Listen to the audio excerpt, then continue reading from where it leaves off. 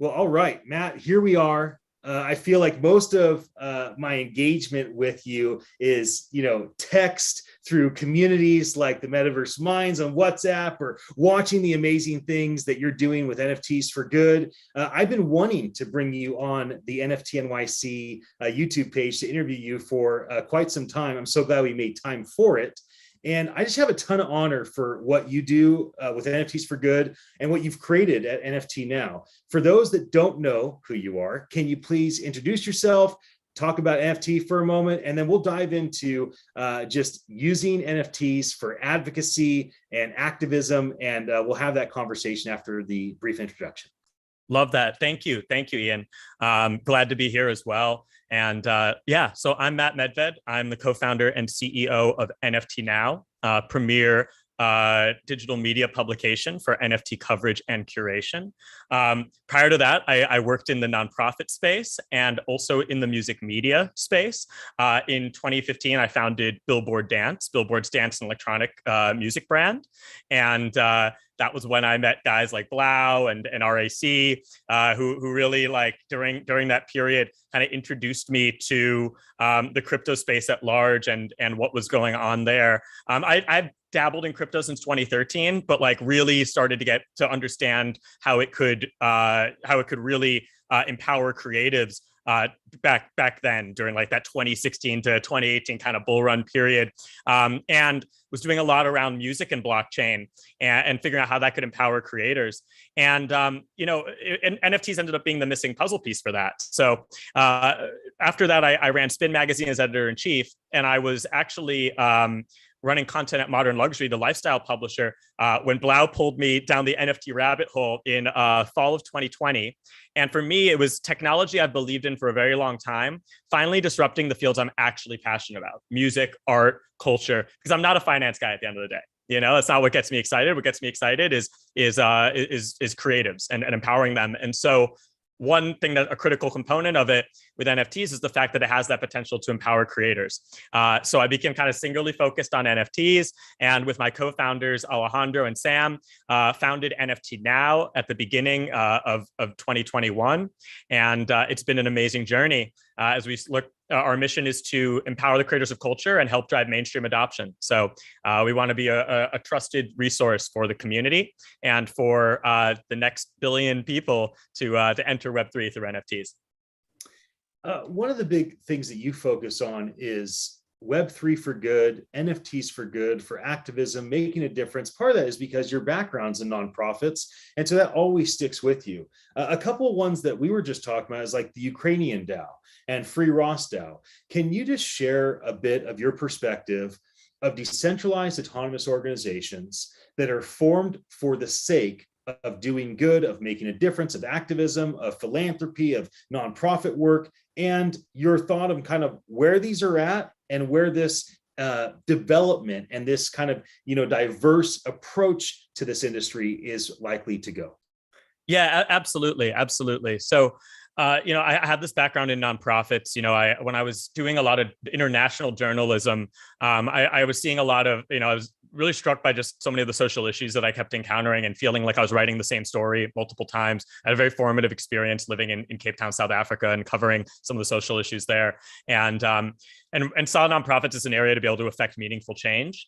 So I studied international law and international relations at George Washington University, postgraduate, and had the opportunity to work for an incredible organization called Search for Common Ground, a conflict resolution NGO in Nigeria, specifically in Jos, doing human rights field research. An amazing experience and an eye-opening experience.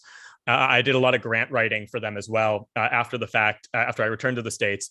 And I've always been very passionate about ensuring that we always have making a positive social impact in everything we're doing.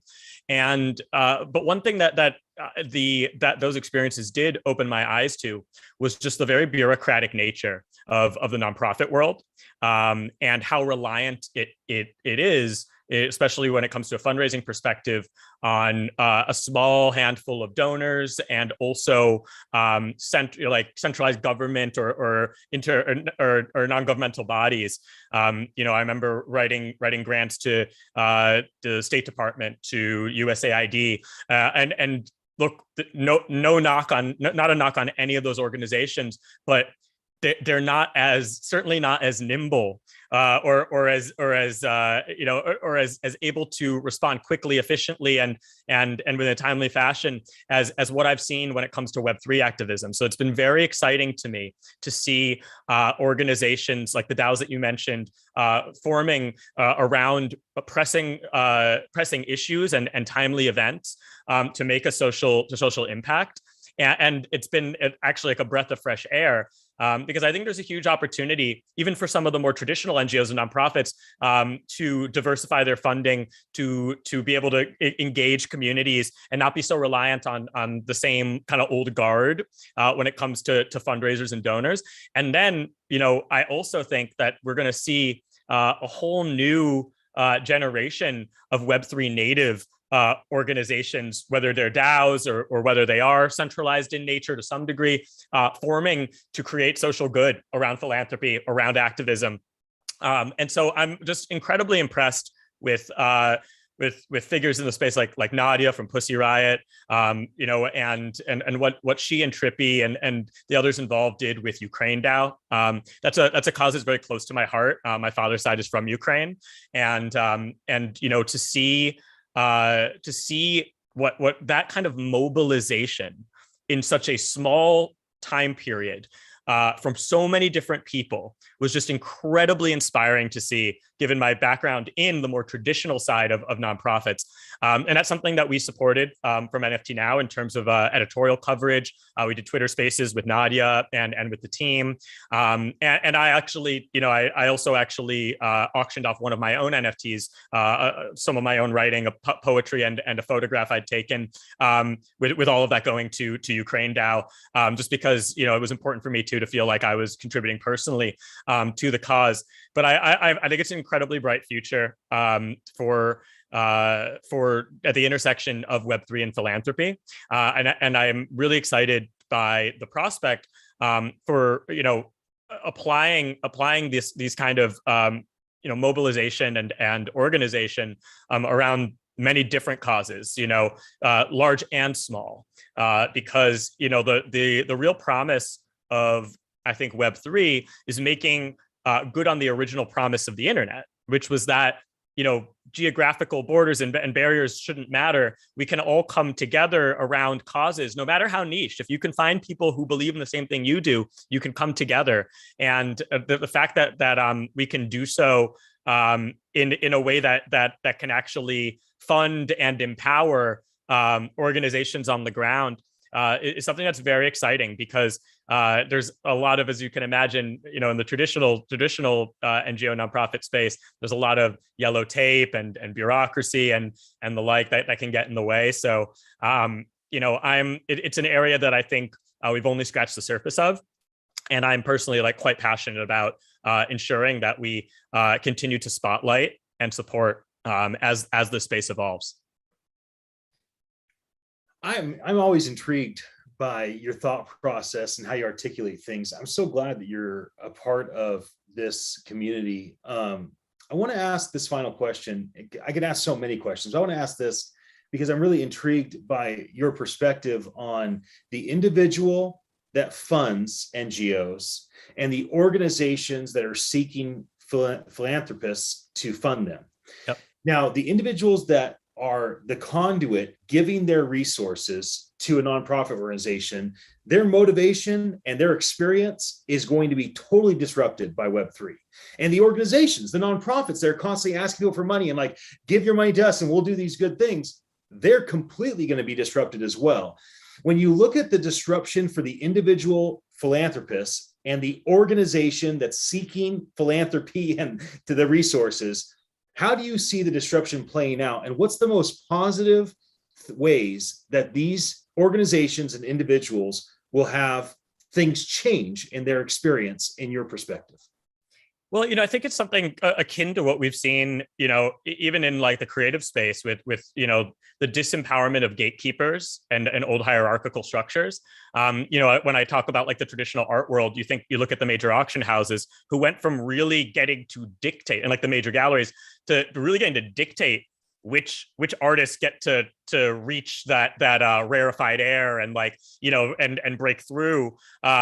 To now actually like scrambling to keep up and capitalize with the artists that are doing this organically themselves, like with or without them, right? And we've seen similar thing in the music industry where major labels, are no longer calling all the shots. They no longer have all the leverage that they used to have, because now an artist can go do a crowdfund with NFTs around a project, give up a much smaller percentage of their royalties and their ownership, and actually have their music owned by the community who hopefully has their best interest at heart, rather than being kind of like subject to the whims of a major label's bottom lines and scheduling, and they could end up seeing their projects get shelved for years and the like.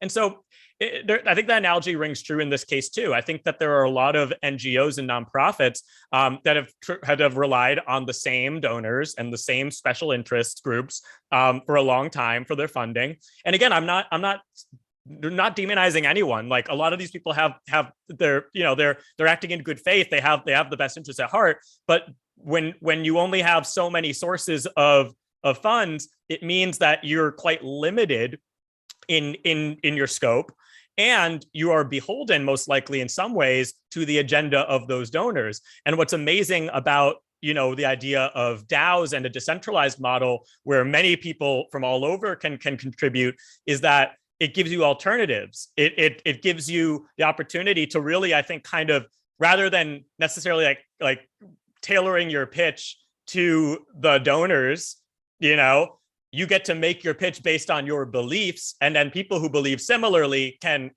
fund you and show up. And I think that's really powerful, because I think it better aligns incentives. And I think that that's something that we're seeing with this disruption across the board. Again, like, this is not to say that, big donors or like centralized organizations are going to go extinct or anything, or are not going to be relevant. It just means that they're not going to be the only ones who get who have all the leverage. And that's a good thing, I think, for everyone. Well, we're going to end it there. And I just want to reiterate what you just said. Decentralizing this atmosphere is good for everyone. Even though it might be uncomfortable, the organizations may not like the change. In fact, the philanthropists may not like the change, even if it's more accountability and it's less middlemen and it's faster and it's more track. Even if it's good, they still may not like it because people don't like change. But the reality is, as you say, Matt, this is what's best for everyone involved. And whether it's best or not, and whether we like it or not, this is just simply the way things are going to go. People are going to adopt to this new technology of all things crypto, all things distributed ledger tech, because this is what's best for humanity. It's what saves time. It removes middlemen, and it allows people to really know that what they're giving to, the impact they're hoping for, happens, and it allows people that want to bring in donations to do good. It gives them many more areas of infrastructure. So Matt, thank you for all that you do with NFT Now. For those that don't know, go to @NFT.NYC to see. There's so many things that Matt and his team create. And if you want a thought leader with a wonderful heart, a great reputation, I think Matt is a great person, and those that he runs with to tune into and listen to. So Matt, thanks for what you shared today. Really looking forward to having you come to NFT.NYC this year and be a part of it. And I'll see you in New York very soon. Sounds good. Thank you for having me.